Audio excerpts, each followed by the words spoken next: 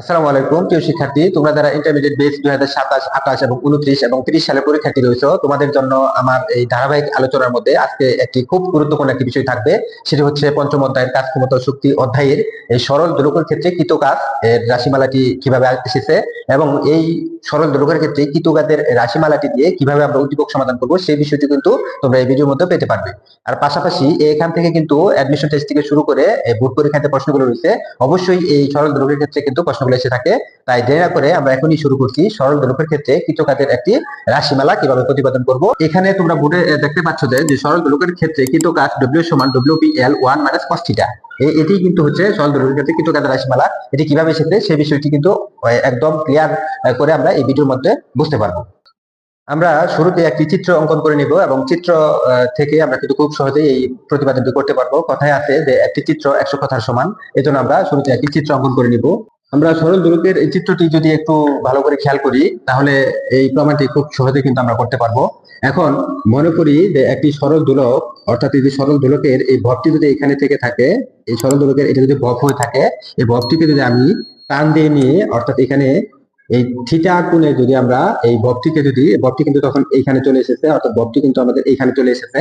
এই ভবটিকে যদি আমরা এই থিটা কৌণিক সরণে এনে এখানে এনে যদি ছেড়ে দিই, তাহলে এই ভবটিকে এখানে আনা এনে যদি আমরা ছেড়ে দিই, তাহলে এটাই কিন্তু হচ্ছে আমাদের এই রৈখিক সরণ। অর্থাৎ এটা হচ্ছে কি রৈখিক সরণ, এটা হচ্ছে আমাদের কৌণিক সরণ। অর্থাৎ থিটা হচ্ছে কৌণিক সরণ, এস হচ্ছে কি রৈখিক সরণ। অর্থাৎ এই ভবটিকে আমরা এখান থেকে নিয়ে এখানে নিয়ে এসেছি। তো এটা যদি থিটা হয় তাহলে এটা কিন্তু হচ্ছে থিটা, তাহলে এটা যদি থিটা হয় তাহলে এটাও কিন্তু হচ্ছে থিটা। তাই এটা হচ্ছে থিটা। এই ক্ষেত্রে এই ভবের ওজন, অর্থাৎ এই ভবের যে ওজনটি রয়েছে, এই ভবের ওজনটি কিন্তু দুই ভাগে বিভক্ত হয়ে পড়বে। একটি হচ্ছে এদিক বরাবর, অর্থাৎ ভবটি কিন্তু ওইদিকে যাওয়ার জন্য সে কিন্তু এদিকটা আনবে, অর্থাৎ ভবটি কিন্তু তার পত্তনী বলের জন্য এদিকে আসতে চাইবে। তাহলে এই ওজনের একটি উপাংশ এদিক বরাবর এবং অন্য আরেকটি উপাংশ কিন্তু সুতার টান দ্বারা প্রশমিত হবে। এই ক্ষেত্রে সুতার দৈর্ঘ্য যদি এটা এল হয়ে থাকে তাহলে এটাও কিন্তু হচ্ছে এল, কারণ এই সুতাটা কিন্তু জাস্ট এখানে চলে এসেছে, এটাও কিন্তু হচ্ছে এল। এই জন্য এই সুতার এই টান যদি আমাদের টি হয়ে থাকে, এই সুতার টান দ্বারা কিন্তু এই ওজনের একটি উপাংশ কিন্তু আমাদের নষ্ট হয়ে যাবে। সেক্ষেত্রে আমরা বলতে পারি যে এই ভবটিকে সরানোর জন্য আমরা কিন্তু এই দিক বরাবর এফ বল প্রযুক্ত করেছিলাম। অর্থাৎ এই ভবটিকে, এখানে যে ভবটি আমরা কল্পনা করেছিলাম, এই ভবটিকে আমরা এখান থেকে সরিয়ে, অর্থাৎ এই বস্তুটিকে এখান থেকে সরিয়ে যখন আমরা এখানে নিয়ে আসলাম, এখানে নিয়ে আসার জন্য কিন্তু আমাদের এফ বল প্রযুক্ত করতে হয়েছিল। এখন এফ বল প্রযুক্ত করার কারণে আমাদের এই যে এই ভবের টোটাল যে ওজন, এটি কিন্তু দুটি ভাগে বিভক্ত হয়ে পড়ছে। একটি সুতার টান দ্বারা প্রশমিত হচ্ছে, অর্থাৎ এটা হচ্ছে সুতার টান দ্বারা। সুতার টান যদি আমাদের টি হয়ে থাকে তাহলে এটা হচ্ছে টি কস থিটা, এটা হচ্ছে টি কস থিটা, কারণ যার সাথে থিটা থাকে সেটি হচ্ছে টি কস থিটা। এবং অন্য আরেকটি কিন্তু এদিক বরাবর, অর্থাৎ এই পত্তনী বলের কারণে এদিক বরাবর, সেটির নাম কিন্তু আমরা দিতে পারি, সেটির নাম আমরা দিতে পারি টি সাইন থিটা। অর্থাৎ এদিক বরাবর যে বলটি, এদিক বরাবর হচ্ছে টি সাইন থিটা এবং উপর দিকে যেটা সুতার টান দ্বারা প্রশমিত হচ্ছে সেটি কিন্তু হচ্ছে টি কস থিটা। এই টি কস থিটাকে আমরা যদি এখানে ডব্লিউ পি দ্বারা প্রকাশ করি, অর্থাৎ ডব্লিউ পি মানে কিন্তু হচ্ছে ডব্লিউ পি এবং টি কস থিটা কিন্তু সমান। অর্থাৎ এই ভবের এই যে ওজনটি আমাদের প্রতিক্রিয়া দ্বারা যেটি নষ্ট হচ্ছে সেটি হচ্ছে টি কস থিটা অথবা ডব্লিউ পি। এই বলটিকে যখন আমরা এখানে নিয়ে আসলাম তখন আমাদের বল প্রযুক্ত করতে হয়েছিল কি এফ। এই এফ এর সমানই কিন্তু হচ্ছে আমরা বলতে পারি টি সাইন থিটা, অর্থাৎ টি সাইন থিটা সমান কিন্তু হচ্ছে এফ। এখন অবশ্যই আমাদের মনে রাখতে হবে এই বলটিকে আমরা যখন স্মরণ ঘটাইলাম, এটাকে এত ধীরে ধীরে ধীরে ধীরে ধীরে ধীরে স্মরণ ঘটানো হয়েছে যে এই ভবটির ধরা যাবে যে কোনো ত্বরণ নেই। অর্থাৎ এই ভবটির ধরা যাবে কি কোনো ত্বরণ নেই, এই ভবটির ক্ষেত্রে ধরা যাবে কোনো ত্বরণ নেই, অর্থাৎ ত্বরণের মান কিন্তু শূন্য হবে। ধীরে ধীরে ধীরে ধীরে ধীরে ধীরে সরালে বস্তুটি আমরা ভাববো যে মনে করবো এর কোনো ত্বরণ নেই। এই জন্য কোনো বস্তুকে যদি আমরা ধীরে ধীরে যদি সরাই, তাহলে যেহেতু তার ত্বরণ নাই, এই জন্য প্রতিটি বিন্দুতেই, অর্থাৎ এই বক্রটি যখন এখানে ছিল, বক্রটি যখন এখানে ছিল, বক্রটি যখন এখানে ছিল, বক্রটি যখন এখানে, তখন যখন এইখানে আসলো, প্রতিটি বিন্দুতেই কিন্তু বক্রটি একটি সাম্যাবস্থা সৃষ্টি করবে। এই সাম্যাবস্থাকে আমরা বলবো কোয়াসি স্ট্যাটিক মোশন, অর্থাৎ এটাকে ইংরেজিতে বলা হয় quasi, Q U A S I, quasi static static motion, quasi static motion. অর্থাৎ এটি হচ্ছে আমাদের প্রতিটি বিন্দুতেই বস্তুটি সাম্যাবস্থায় থাকবে। যে প্রতিটি বিন্দুতে যদি সাম্যাবস্থা থাকে তাহলে আমরা কিন্তু এর স্মরণ ঘটাইছি, কিন্তু এস পর্যন্ত স্মরণ ঘটাইছি। এখন এই এস পর্যন্ত যে আমরা স্মরণ ঘটাইলাম, এই এস পর্যন্ত স্মরণ আমরা যদি হিসাব করতে চাই তাহলে কিন্তু আমাকে এই ক্ষুদ্র ক্ষুদ্র এই ডি এক্স অংশে সহায়তা নিতে হবে।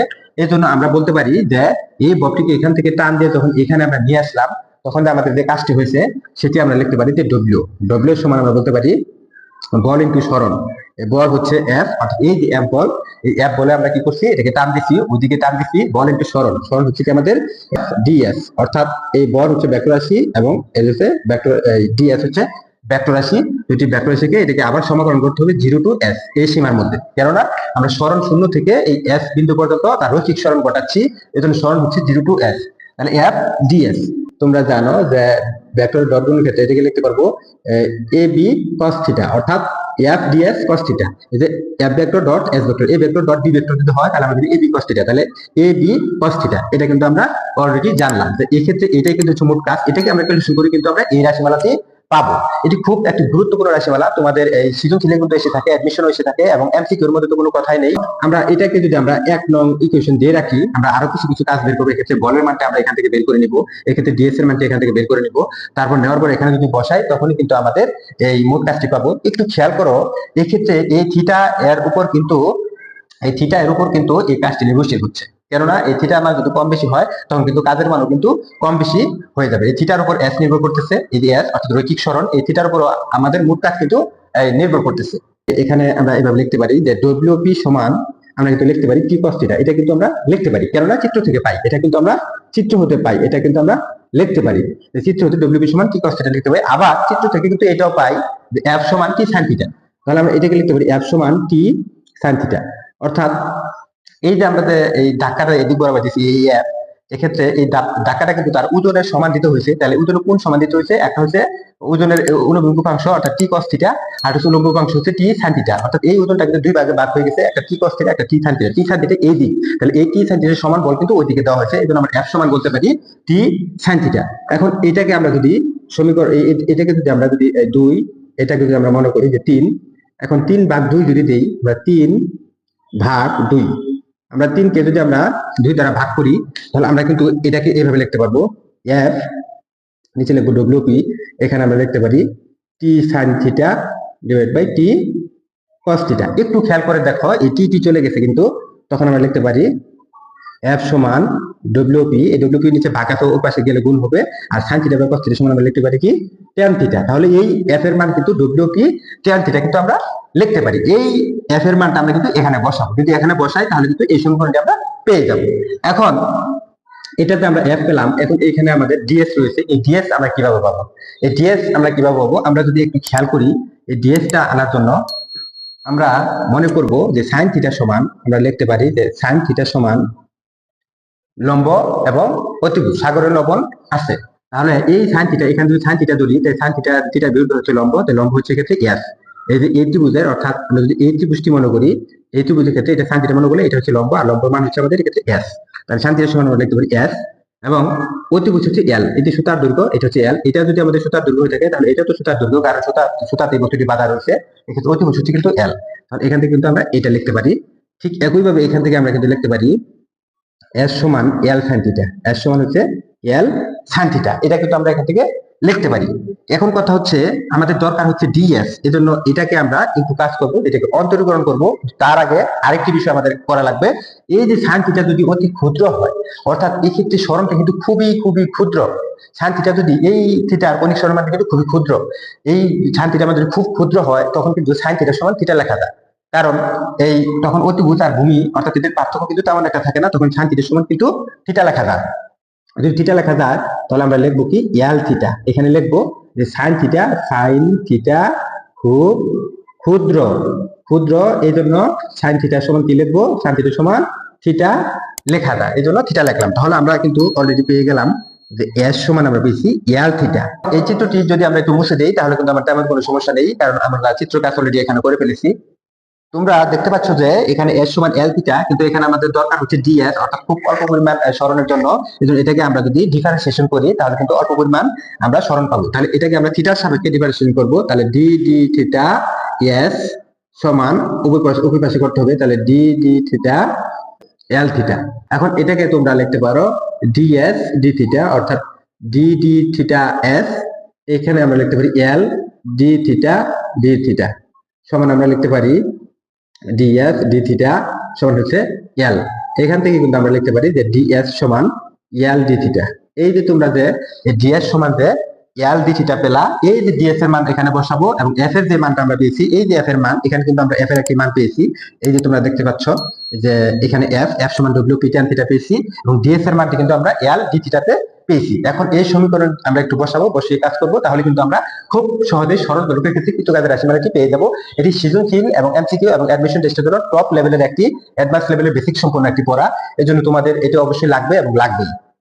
1 নং হতে পাই, আমরা 1 নং হতে যেটা পাবো, 1 নং হতে পাই ডব্লিউ সমান 0 থেকে এখানে হচ্ছে আমাদের থিটা, এখানে কিন্তু লিমিট কি পরিবর্তন হয়ে যাবে, অর্থাৎ যখন আমাদের ডিএস থাকবে না, যখন আমাদের সবকিছু এই থিটাতে রূপান্তরিত হয়ে যাবে, তখন কিন্তু আমাদের এই লিমিট গুলো পরিবর্তন হয়ে যাবে। এই জন্য জিরোর জন্য জিরো আর এস এর জন্য হচ্ছে থিটা, অর্থাৎ রৈখিক সরণ যখন এস হবে তখন আমাদের কৌণিক সরণ ছিল কত, থিটা। এখান থেকে আমরা এফ সমান আমরা এটা বসাবো ডব্লিউ বি ট্যান থিটা, তাহলে এফ সমান আমরা বসাবো ডব্লিউ পি ট্যান থিটা, এটা এফ সমান। আর ঠিক একই ভাবে এফ এর মান কিন্তু আমরা অলরেডি বসিয়ে দিয়েছি, এখন ডিএস এর মান বসাবো। এই ডিএস এর মানটি আমরা কিন্তু পেয়েছি, এই যে ডিএস এর মান, এই ডিএস এর মানটা কিন্তু আমরা এখানে পেয়েছি এল ডি থিটা, অর্থাৎ এল ডি থিটা, আর এখানে ছিল আমাদের কস থিটা। এই যে কস থিটাটা ছিল এখানে কিন্তু কস থিটাটা কিন্তু আমরা এখানে দিয়ে নিলাম, অর্থাৎ এই সমীকরণের মধ্যে এফ এর মান এটা বসালাম এবং ডিএস এর মান আমরা এটা বসালাম, এই যে এটা বসালাম, এবং কস থিটা কিন্তু ছিল। এখন এটাকে আমরা একটু সমাকলন করব। এটাকে যদি সমাকলন করি এখন, তাহলে সমাকলন করে পাবো ডব্লিউ সমান, এখানে পাবো হলো 0 theta W P tan theta, ট্যান থিটাকে যদি ভাঙি তাহলে আমরা লিখতে পারবো sine theta by cos theta, এটা লিখতে পারবো। তাহলে থাকলো এল ডি থিটা, আর এখানে ছিল আমাদের কস থিটা। এই কস থিটা যদি চলে যায় তখন কিন্তু আমাদের থাকলো 0 to theta W P sine theta L D theta, আমাদের কিন্তু তখন এটা কিন্তু থাকলো। এখন আমরা দেখবো যে যেহেতু এই ডি থিটা, এই থিটা এর সাপেক্ষে আমরা সমাকলন করব, তাহলে থিটা এর সাপেক্ষে যদি আমরা সমাকলন করি তাহলে আমাদের এই সাইন থিটাকে সমাকলন করা লাগবে। সাইন থিটাকে যদি সমাকলন করি তাহলে ডব্লিউ পি এবং এল এটা হচ্ছে ধ্রুবক, এটাকে আমরা সামনে নিয়ে আসবো। যদি আমরা সামনে নিয়ে আসি তখন আমরা লিখতে পারবো ডব্লিউ পি আর হচ্ছে এল সামনে নিয়ে আসলাম, তখন রয়েছে 0 থিটা, এখানে আমরা লিখবো সাইন থিটা ডি থিটা, এবং এটাকে যদি আমরা ক্যালকুলেশন করি তাহলে আমরা পাবো সাইন থিটাকে যদি সমাকলন করা হয় তাহলে মাইনাস কস থিটা, এটা হবে। এক্ষেত্রে এটা হচ্ছে থিটা এবং এটা হচ্ছে 0 আপার লিমিট লোয়ার লিমিট। এটাকে যদি আমরা ক্যালকুলেশন করি, মাইনাসকে যদি সামনে নিয়ে আসি তাহলে হচ্ছে ডব্লিউ পি এল, এবং এক্ষেত্রে হচ্ছে আমাদের কস থিটা থিটা 0, এটাকে আমরা ক্যালকুলেশন করলে পাবো ডব্লিউ এল, এখানে আমরা পাবো এই কস থিটা, অর্থাৎ এই থিটার জায়গা আপার লিমিট, তারপর মাইনাস হচ্ছে কস 0, এটা আমরা পাবো। এখন এটাকে যদি আরেকটু ক্যালকুলেশন করি তাহলে আমরা পাবো cos থিটা মাইনাস cos 0 মান হচ্ছে 1। তোমরা জানো যে cos 0 মান হচ্ছে 1, এটাকে যদি আমরা আরেকটু সাদা করে লিখি, মাইনাস দ্বারা যদি গুণ দিয়ে দিই তাহলে, আর এক্ষেত্রে থেকে আমরা পাবো মাইনাস cos থিটা মাইনাস হচ্ছে প্লাস 1, এটা কিন্তু আমরা পাবো। এখন এটাকে যদি আমরা এইভাবে লিখি যে WPL, এটাকে লিখতে পারবো 1 মাইনাস cos থিটা। একটু খেয়াল করে দেখো যে আমরা দেখছিলাম যে সরল দোলকের ক্ষেত্রে কৃতকাজের রাশিমালা ছিল W সমান WPL 1 মাইনাস cos থিটা, সুতরাং এটি কিন্তু আমাদের এসে পড়েছে।